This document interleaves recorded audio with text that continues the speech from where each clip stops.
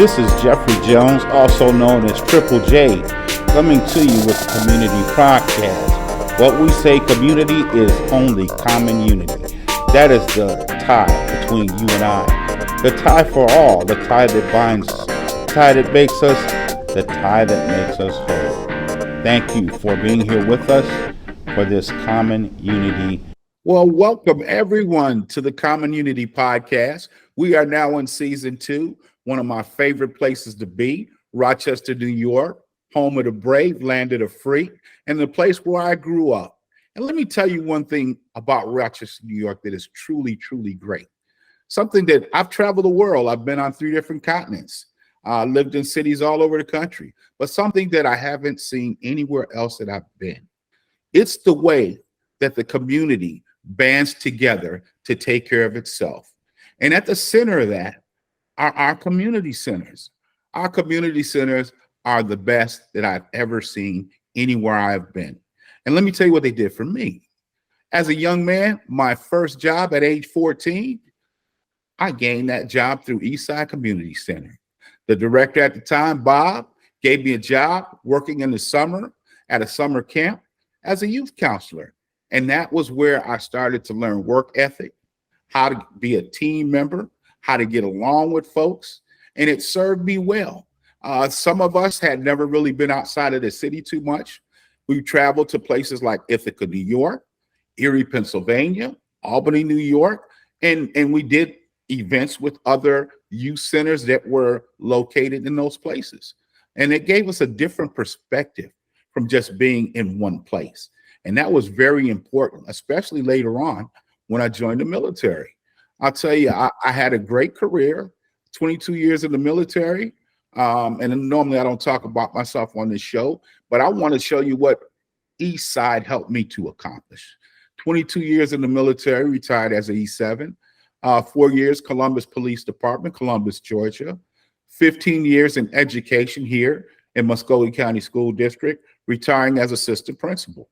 None of those things would have been able to happen had not I've been groomed the way that I was groomed, and had I not been socialized the way that I was socialized. And a big part of that, as I say, was Eastside Community Center, one of my favorite places to be. It was always safe. We didn't have spats up there. We took care of each other. It was always a place of learning. There were adults to help us with the things that we didn't know. And it was a place where you could find peace of mind and peers who shared the same values. So I just like to thank the people who are on here today for continuing the great tradition which helped so many of us become successful in life. And that's starting with Scott Benjamin. Thank you very much, sir, for being here today. My pleasure. Thank you. It's going to go to Cynthia Elliott. Thank you very much for being here today. And it's going to go with Carmen. I don't want to mess your last name up, Carmen. How do I pronounce that? Carrasquillo. Carmen Carrasquillo. Yes. Thank you very much for being here today. So, thank you for having us. I'll tell you, I am glad you're all here. And I just want to know, I want to someone give me a short introduction of where we are today with Community Place. Sure. Well, I'll be happy to jump in on that one, Jeff. So and it's great hearing your story of the connection to East Side. The Community Place of Greater Rochester is the settlement house that came out of the merger of 3 different centers: East Side Community Center, Lewis Street Center, and Genesee Settlement House. And all 3 of those centers were located in the northeast part of the city here in Rochester. And back in 2001, the 3 merged under the new name Community Place. And because some of the things back then had changed in terms of buildings, and there'd been renovations and new buildings and so on, so it just kind of made sense, I think, at that time to join together, come up with a new brand. And then the one thing that's a little different right now is Community Place is actually associated with Charles Settlement House, which is another neighborhood center, but on the northwest side of the city. So we've kind of all come together and under that umbrella.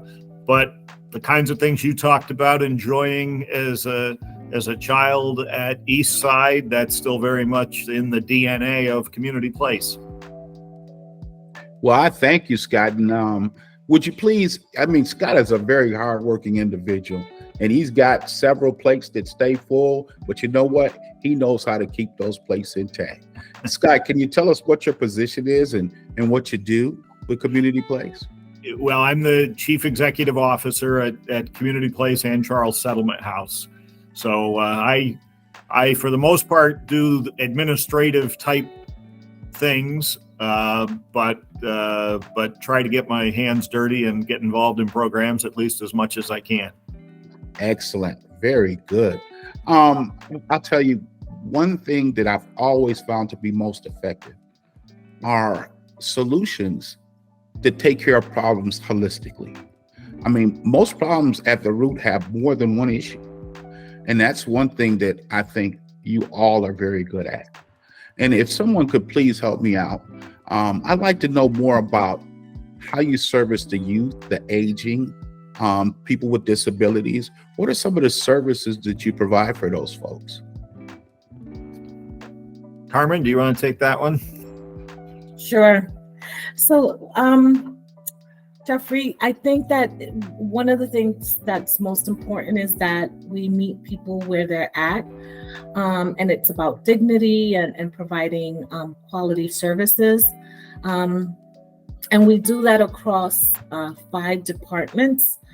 In terms of aging, we have a senior center, which provides nutrition, exercise classes, computer classes. We also have a program that allows seniors 55 and older to earn a stipend by providing community service. It's part of the AmeriCorps Senior funding. And so we have foster grandparents that work with children in schools and senior companions that work with older adults.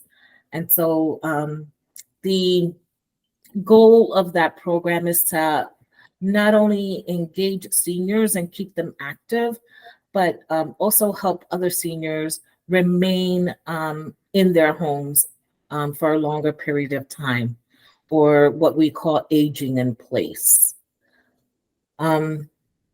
Our family services programs provide individuals and families basic needs such as food and rental assistance with utilities, also with items that can help them maybe return to school or seek employment. For example, like bus passes, minor car repairs, things like that. Because sometimes, if you're getting back into the workforce, you don't always have all the necessary elements, to make a full transition. And so we're able to help with those things. And I think our long-term goal in that program is to allow families to eventually become self-sufficient, and also avoid a crisis in the future. So those are some of the things that we provide in that program. Our intellectual and developmental disabilities programs, I would say that the goal in those programs is to help individuals that have developmental disabilities remain independent in the community. We include them in mainstream activities. For example, we have a after-school program. We have parenting skills, supported employment. So we assist these individuals to get into the workplace and eventually find unsubsidized employment. Our art teacher actually is a person that was in our disability services program. And then we also have Community Hab. So these are staff that work with individuals and that have disabilities, so that they can remain independent or live independently. So maybe working with them so that they can learn how to take the bus, how to cook, how to maintain a household. And again, it's, if they wish to remain independent, we want them to live the life that they hope they can live. And then finally, our youth services program. This is our largest department, and it includes things like early childhood, universal pre-K, extended pre-K. Those are pre-K programs for 3 and 4-year-olds. Those are full day programs. That's very helpful to families, especially those families that are working or are going to school. These programs are very helpful for them. We have after school program. We have a GED. So, if we have individuals that maybe didn't finish high school, they can come here and they get individualized assistance in order so that they can get their GED program. But it doesn't stop there, because we feel that the GED, that people can go beyond their GED. And so we have navigators that assist these individuals to gain work skills. They can be placed in paid internships. And many of the students that graduate our program go on to either a training or trade school, or go on to higher education. For example, area colleges like MCC and or even EOC. So those are just some of the things that we provide. I believe that we probably have maybe between 30 and 40 distinct services that we offer the community within each of those departments. That is excellent, Carmen. And I'll tell you one thing, folks, you have to take into account. I know many times we take for granted things that we have, and we take for granted and think everyone should be able to do the same thing that we do, but they may not have the resources we have. So when you talk about a person who may have been out of work for a long period of time, and now they're trying to get back to work, and they need transportation, they need childcare, they need all those resources that they don't have the money to pay for. And here you have a place that's going to help them with those resources. It's like telling someone to pull themselves up by their bootstraps and they don't have any, but Community Place is helping to provide those bootstraps so they can pull themselves up. And I am so proud that Rochester and Community Place are together and doing such a thing. And thank you. And Carmen, could you please introduce yourself and tell us what your position is at Community Place? My position here is Chief Program Officer of Community Place and Charles Settlement House. Thank you very much. Thank you. I tell you, it's just, I feel so good being here today. It's making my day, just being able to talk with folks from my hometown who are making it a great place to be. And one of the things I want to ask is a little bit about the history. Is there anyone here that maybe want to share with me how the centers grew over time and what they've done for people, maybe as they participated in? I can take on that one, Jeffrey. These community organizations, as you sort of term it, started off as settlement houses. Settlement houses, the whole concept of settlement houses was that they were helping people at the turn of the last century to come from other countries to come into this country to settle in. And so that meant that if they, back during, the early 1900s, there were no running water in many houses, for example. So the agencies were able to provide, running water, even bathhouses or showers for folk. They were able to, if you didn't have even, because I also spent 20 years at Baden Street Settlement as the assistant executive director at Baden Street Settlement. And so we also provided in these agencies things like, if you needed decorations for the house, for example, you could come to the agencies and rent those or get those decorations for your house on loan. Back during the 40s, for example, when people didn't have a lot of televisions, you can come to the agency and look at TV. So there were a lot of these agencies were on the cutting edge of a lot of the kind of work that we see that go on in this area. And your love for Rochester is shows that this kind of work that we do here in Rochester, that in many places that they don't do it. And I would say to you that many of the communities around the nation do look into Rochester in terms of how its ability to be able to help in our communities. And so, we serve, as Carmen talked about, really from the cradle to the grave, and have been doing that for more than 100 years. Some of these agencies have been in business. We've been here for 100 years or more. So while your experience at Eastside, there are many other people who had experienced this even before you, going back to the early 1900s. And so we have had significant impact in the lives of people in this community. You have your story at Eastside. I have my story at Lewis Street, as you heard from Sandra.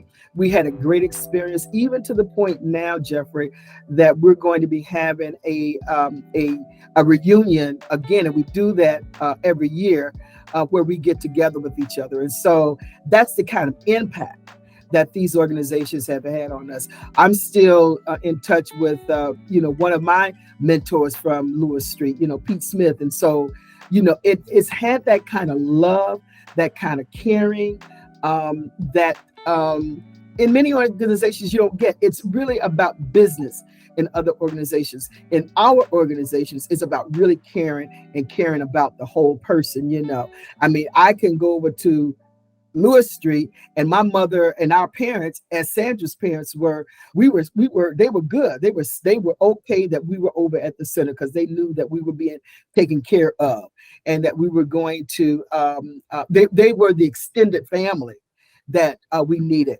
We had some families who, there were some challenges in the family, but these agencies were safe havens for those people that came into our these agencies. And so I think what happened over time, Jeffrey, they sort of lost, people thought that the basic needs that these organizations provided, that somehow, you could do, other agencies could do more, right? The fact of the matter is everybody's going to always be in need of basic needs. And so I think that that's what has enabled us to have such longevity.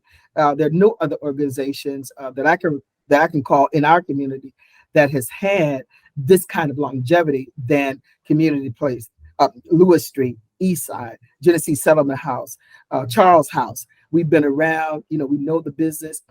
We don't make a lot of money, but we really care about the people in this community. You got to do it because this is the work that we care about. And I'll just sort of do this anecdote. I'm looking the way I'm looking today because here at Community Place, we're doing a worker bee day where all the staff are getting together doing cleaning. And so I'm in the refrigerator cleaning, doing the cleaning of the refrigerator. But that's the kind of work that those of us who are staff and those of us, who receive the services experience. And I'm just proud to be a part of it.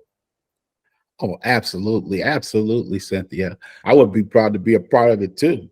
I'll tell you what you're doing is so needed. And I know I appreciated it. And I know I appreciate it. And I know a lot of other people do too. So please keep up the good work. And Cynthia, could you please introduce yourself and your position.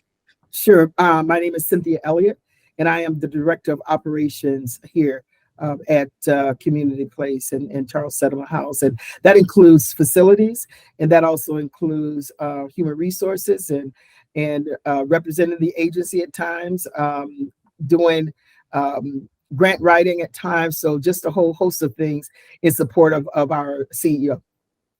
That is excellent. I remember my first football game, Pop Warner. I think I was maybe 11 years old, and we played Baden Street. It was a very good game. I played for the Broncroft Browns. Yeah. Yeah. But y'all got whipped, right? Ma'am? Y'all got whipped, right? We sure did. Some of those Pop Warner pictures are still hanging in the conference room at Baden Street. Yeah. To remind everybody that Baden Street was the really good team in Pop Warner. Yeah. They were a force. They sure were. Yeah. If Jeffrey, I should tell you this sort of thing that Cynthia grew up with, learning leadership at Lewis Street, has carried on, because she didn't mention this because it's not part of her day job, but she's the president of the city school board here in Rochester. So she gives back that way. And then the other piece, that kind of makes settlement houses, community centers like ours, a little different than a lot of nonprofit human service agencies, is that holistic side of things. When Carmen was talking about the variety of programs, as opposed to an organization that only does youth programs or only does aging programs, having that neighborhood focus, but then being across the generations, means that we have longevity with the families. And sometimes somebody that's coming to our senior center will tell us, well, I sent my kids to the after school program, or you were there when our house burned and we needed help, to get back on our feet. So it makes for that continuity through the people we serve. And sometimes people in our programs, because our staff get to know them and because it's neighborhood based, maybe it's a child in the summer camp program, but you find out through that the family is struggling with some other needs, or they have a relative that has developmental disabilities, and they don't know that we have that service, and we're able to just kind of jump in and make the connection. So I see that as one of the real benefits of a community center settlement house model, different from what many organizations, how they operate today. Oh, absolutely. And the name implies itself as to the structure from which it originated. I mean, the settlement house, as explained, when people were settling in from other countries, this is an organization that helped everyone to be able to survive and thrive in those neighborhoods. And you're still doing the same thing 100 years later. That's amazing. Mm-hmm. That is totally amazing. Yeah. So I have nothing but respect and hats off to everybody there for what you do. It is amazing. I love it. As the Flower City is moving forward, we're getting ready to go into this fourth industrial revolution, and really we've already started getting there. I'm sure that your services will be needed even more because the job market, people don't understand the upheaval that's about to come with this 4IR. Are you able to get very much assistance at the federal level for anything? Well, we actually, our Congressman Joe Morelli has helped obtain some capital funding for us that we're in the process of going through a pretty arduous process, but it's going to help us upgrade some of our facilities over the next year or two. And similarly, one of our assemblyman, Demond Meeks, is helping us from the state level with some complementary processes. And even we don't know where it's going to go in the federal budget right now, but our senators, Chuck Schumer, that's the majority leader, and Kirsten Gillibrand, are supporting an effort for us to move forward with a new teen center, because that is an area that we feel like we need to expand our programming for teens here in Rochester, like many places across the country. Teens are struggling in some ways. We've got an increase in violence in the city, and we see that as somewhat of a disinvestment over the past 15 or 20 years in programs specifically targeting teens. So it's interesting to hear actually, when you talk about your connection to East Side, it was just before you became a teenager, and then through your teen years is how influential that was in getting your first job. And we do a summer youth employment program still today, but we think we need to do more. So I'm happy to say we're starting to get a little bit of traction on all of that with some of our elected leaders as well. That is, yeah. Jeffrey, if you don't mind, if I can add on to that, this community began to, because we were having, there were some challenges with our babies and those who are from 0 to 5. The funders began to invest into that age group, thinking that if we would invest, in the beginning, then that would, take them on into the teenage years and so forth. They will be grounded. They will have a foundation. Well, while we invested the money in that particular age range, we didn't invest as much money into the 13 to 18-year-olds. And so now what we're seeing is the effects of not doing that. I can speak to your point about having a job at 14 years old and the difference that made in your life. Well, a lot of that funding was cut because we put it into the early childhood intervention. Now, hindsight is always 2020. We should have done both. And so now, to Scott's point, some of our legislators are now listening to us because we're here in the trenches and we know this work. And so now they're listening to us and understanding that we've got to invest in our teenagers as well. And so that's what's happening now, that now there's the investment because, I believe someone said to me about Ronald Reagan, the best social program is a job. And so if we can begin our young people understanding employment, and not only that, with our agencies, we help them to understand interviewing skills, how to be respectful, those kinds of social soft skills that are really needed in order to engage successfully into society. That funding was removed, but now we see it returning. excellent. And I tell you, it's hard to work without those dollars. As much as you may want to do something, you really can't accomplish very much without the funding. So I'm glad to see it coming back, and I'm glad to see our elected representatives who you all voted for are ready to serve the people. That's what it's really all about. Yeah. I have one last question, and I want each of you to give me a piece of it. My last question would be, where do you see community place as far as serving the people in the next 5 to 10 years? Well, I guess I'll take a crack at that. We just actually completed a strategic planning process a few weeks ago, and now we're working on the actual plans to implement all those kinds of things. So, I think we came through the pandemic on a pretty good footing, and we had to adapt a lot of things very quickly as someone who is considered essential workers to keep programs going, but in different ways. So I think now we look forward and are looking for what's the next step. One of the pillars of our strategic framework talks specifically about focusing on the individual.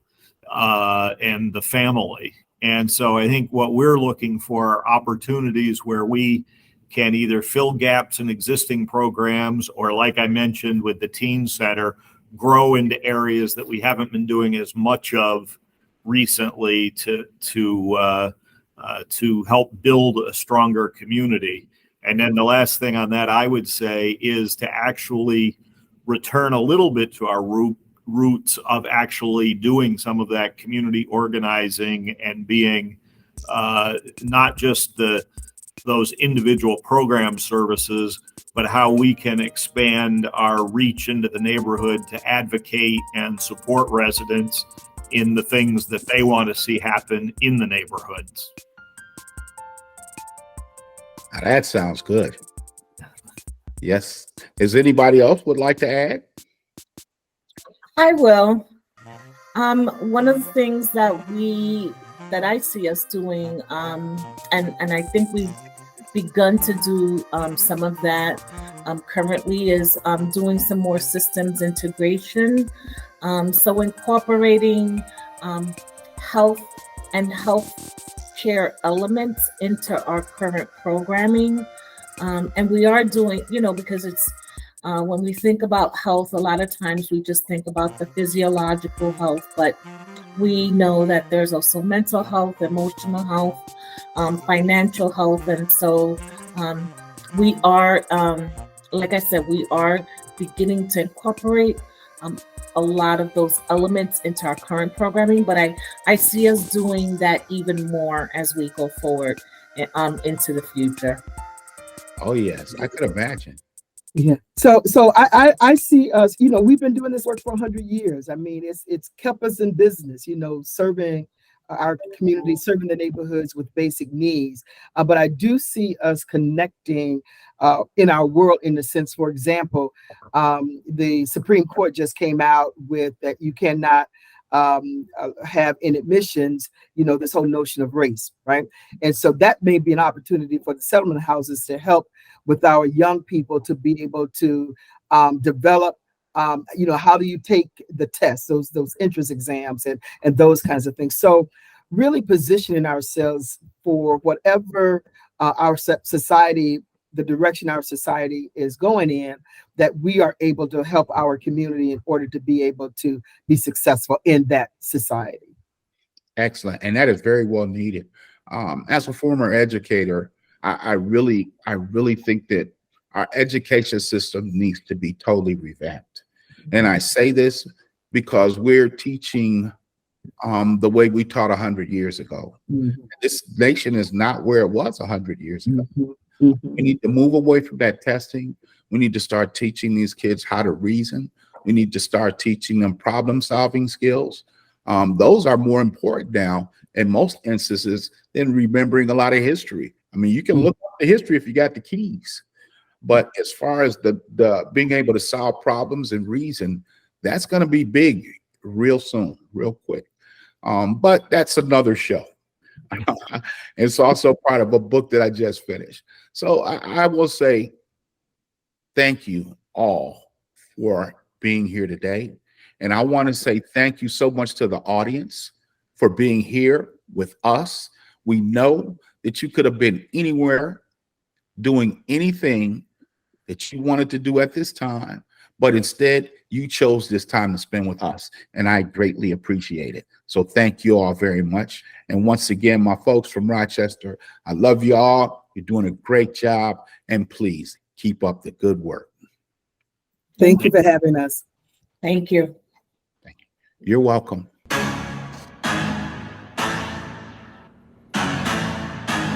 Hello, everyone.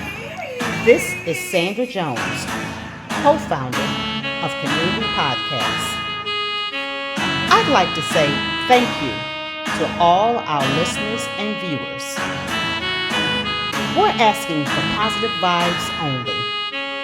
Thank you and have a great day.